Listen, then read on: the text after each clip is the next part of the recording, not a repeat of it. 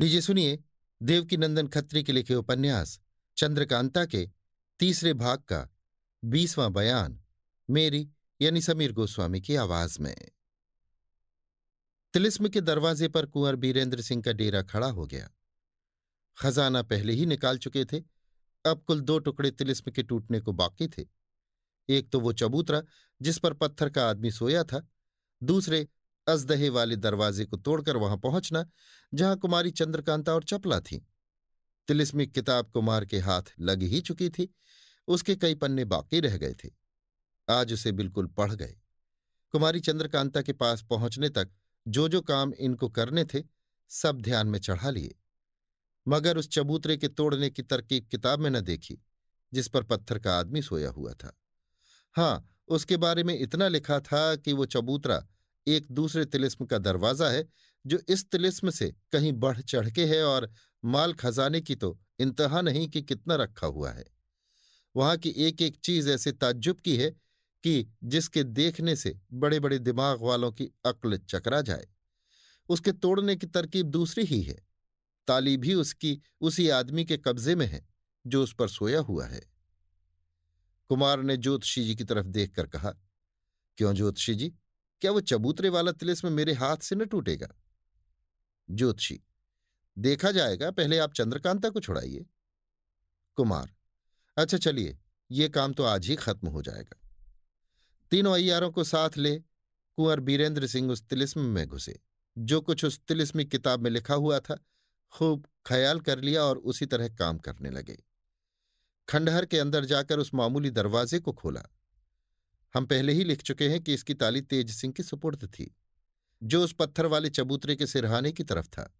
नीचे उतरकर कोठरी में से होते हुए उसी बाग में पहुंचे जहां खजाने और 12 दरी के सिंहासन का वो पत्थर हाथ लगा था, जिसको छूकर चपला बेहोश हो गई थी और जिसके बारे में तिलिस्मी किताब में लिखा हुआ था कि वो एक डिब्बा है और उसके अंदर एक नायाब चीज रखी है। चारों आदमी नहर के रास्ते गोता मारकर उसी तरह बाग के उस पार हुए जिस तरह चपला उसके बाहर गई थी, और उसी तरह पहाड़ी के नीचे वाली नहर के किनारे किनारे चलते हुए उस छोटे से दालान में पहुंचे जिसमें वो अजदहा था जिसके मुंह में चपला घुसी थी।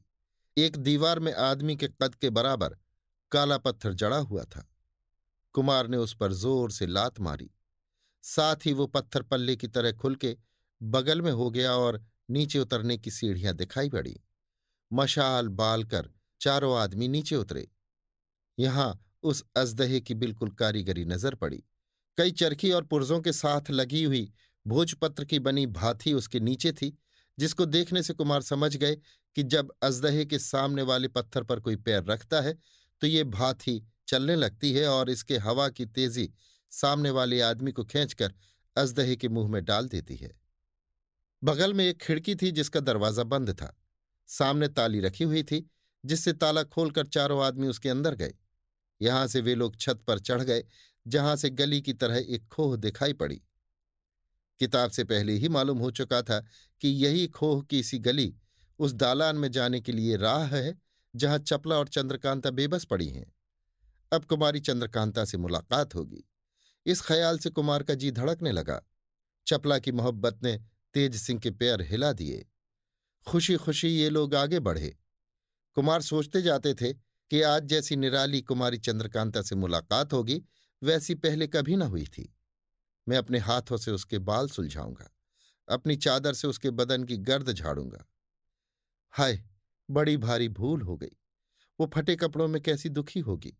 मैं उसके लिए कोई कपड़ा नहीं लाया, इसलिए वो जरूर खफा होगी और मुझे खुद गर्ज समझेगी। नहीं नहीं, वो कभी रंज न होगी। उसको मुझसे बड़ी मोहब्बत है, देखते ही खुश हो जाएगी। कपड़े का कुछ ख्याल न करेगी। हाँ, खूब याद पड़ा, मैं अपनी चादर अपनी कमर में लपेट लूंगा और अपनी धोती उसे पहनाऊंगा। इस वक्त का काम चल जाएगा। चौंक कर, ये क्या? सामने कई आदमियों के पैरों की चाप सुनाई पड़ती है। शायद मेरा आना मालूम करके चंद्रकांता और चपला आगे से मिलने को चली आ रही हैं। नहीं नहीं, उनको क्या मालूम कि मैं यहां आ पहुंचा। ऐसी ऐसी बातें सोचते धीरे धीरे कुमार बढ़ रहे थे कि इतने में ही आगे 2 भेड़ियों के लड़ने और गुर्राने की आवाज आई, जिसे सुनते ही कुमार के पैर दो दो मन के हो गए। तेज सिंह की तरफ देखकर कुछ कहा चाहते थे, मगर मुंह से आवाज न निकली। चलते चलते उस दालान में पहुंचे जहां नीचे खोह के अंदर से कुमारी और चपला को बैठे देखा था। पूरी उम्मीद थी कि कुमारी चंद्रकांता और चपला को यहां देखेंगे, मगर वे कहीं नजर न आई। हाँ, जमीन पर पड़ी दो लाशें जरूर दिखाई दीं, जिनमें मांस बहुत कम था। सिर से पैर तक नुची हड्डियां दिखाई देती थीं। चेहरे किसी के भी दुरुस्त न थे। इस वक्त कुमार की कैसी दशा थी वे ही जानते होंगे। पागलों की सी सूरत हो गई। चिल्लाकर रोने और बकने लगे, हाय चंद्रकांता, तुझे कौन ले गया? नहीं, ले नहीं बल्कि मार गया। जरूर इन्हीं भेड़ियों ने तुझे मुझसे जुदा किया, जिनकी आवाज यहां पहुंचने के पहले मैंने सुनी थी। हाय, वो भेड़िया बड़ा ही बेवकूफ था जो उसने तेरे खाने में जल्दी की। उसके लिए तो मैं पहुंच ही गया था। मेरा खून पीकर वो बहुत खुश होता, क्योंकि इसमें मोहब्बत की मिठास भरी हुई है। तेरे में क्या बचा था? सूख के पहले ही कांटा हो रही थी। मगर क्या सचमुच तुझे भेड़िया खा गया, या मैं भूलता हूं? क्या ये दूसरी जगह तो नहीं है? नहीं नहीं, वो सामने दुष्ट शिवदत्त बैठा है। हाय, अब मैं जीकर क्या करूंगा? मेरी जिंदगी किस काम आवेगी? मैं कौन मुंह लेकर महाराज जयसिंह के सामने जाऊंगा? जल्दी मत करो, धीरे धीरे चलो। मैं भी आता हूं, तुम्हारा साथ मरने पर भी न छोड़ूंगा। आज नौगढ़, विजयगढ़ और चुनारगढ़ तीनों राज्य ठिकाने लग गए। मैं तो तुम्हारे पास आता ही हूं। मेरे साथ ही और कई आदमी आवेंगे जो तुम्हारी खिदमत के लिए बहुत होंगे। हाय, इस सत्यानाशी तिलिस्म ने, इस दुष्ट शिवदत्त ने, इन भेड़ियों ने आज बड़े बड़े दिलावरों को खाक में मिला दिया। बस हो गया। दुनिया इतनी ही बड़ी थी, अब खत्म हो गई। हाँ हाँ, दौड़ी क्यों जाती हो? लो, मैं भी आ गया। इतना कह और पहाड़ी के नीचे की तरफ देख कुमार कूद के अपनी जान दिया ही चाहते थे, और तीनों अय्यार सन्न खड़े देख ही रहे थे कि एकाएक भारी आवाज के साथ दालान के एक तरफ की दीवार फट गई और उसमें से एक वृद्ध महापुरुष ने निकलकर कुमार का हाथ पकड़ लिया। कुमार ने फिरकर देखा। लगभग 80 वर्ष की उम्र, लंबी लंबी सफेद रुई की तरह दाढ़ी नाभि तक आई हुई, सिर की लंबी जटा जमीन तक लटकती हुई, तमाम बदन में भस्म लगाए, लाल और बड़ी बड़ी आंखें निकाले, दाहिने हाथ में त्रिशूल उठाए, बाएं हाथ से कुमार को थामे, गुस्से से बदन कपाते तामसी रूप शिवजी की तरह दिखाई पड़े, जिन्होंने कड़क के आवाज दी और कहा, खबरदार जो किसी को विधवा करेगा। ये आवाज इस जोर की थी कि सारा मकान दहल उठा। तीनों अय्यारों के कलेजे कांप उठे। कुंवर बीरेंद्र सिंह का बिगड़ा हुआ दिमाग फिर ठिकाने आ गया। देर तक उन्हें सिर से पैर तक देखकर कुमार ने कहा, मालूम हुआ, मैं समझ गया कि आप साक्षात शिवजी या कोई योगी हैं, मेरी भलाई के लिए आए हैं। वाह वाह, खूब किया जो आ गए। अब मेरा धर्म बच गया। मैं क्षत्रिय होकर आत्महत्या के पाप से बच गया। एक हाथ आपसे लड़ूंगा और इस अद्भुत त्रिशूल पर अपनी जान न्यौछावर करूंगा।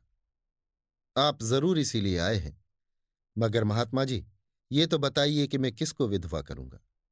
आप इतने बड़े महात्मा होकर झूठ क्यों बोलते हैं? मेरा है कौन? मैंने किसके साथ शादी की है? हाय, कहीं ये बात कुमारी सुनती तो उसको जरूर यकीन हो जाता कि ऐसे महात्मा की बात भला कौन काट सकता है। वृद्ध योगी ने फिर कड़क कर कहा, क्या मैं झूठा हूं? क्या तू क्षत्रिय है? क्षत्रियों के यही धर्म होते हैं। क्या वे अपनी प्रतिज्ञा को भूल जाते हैं? क्या तूने किसी से विवाह की प्रतिज्ञा नहीं की? ते देख, पढ़, किसका लिखा हुआ है। ये कह अपनी जटा के नीचे से एक चिट्ठी निकालकर कुमार के हाथ में दे दी। पढ़ते ही कुमार चौंक उठे। हैं, ये तो मेरा ही लिखा है। क्या लिखा है? मुझे सब मंजूर है। इसके दूसरी तरफ क्या लिखा है? हाँ, अब मालूम हुआ, ये तो उस वन कन्या की चिट्ठी है। इसी में उसने अपने साथ ब्याह करने के लिए मुझे लिखा था। उसी के जवाब में मैंने उसकी बात कबूल की थी। मगर चिट्ठी इनके हाथ कैसे लगी? वन कन्या का इनसे क्या वास्ता?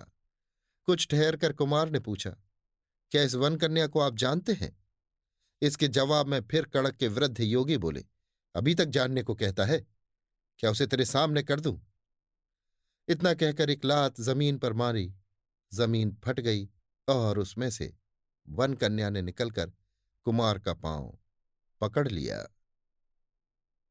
अभी आप सुन रहे थे देवकीनंदन खत्री के लिखे उपन्यास चंद्रकांता के तीसरे भाग का 20वां और अंतिम बयान, मेरी यानी समीर गोस्वामी की आवाज में।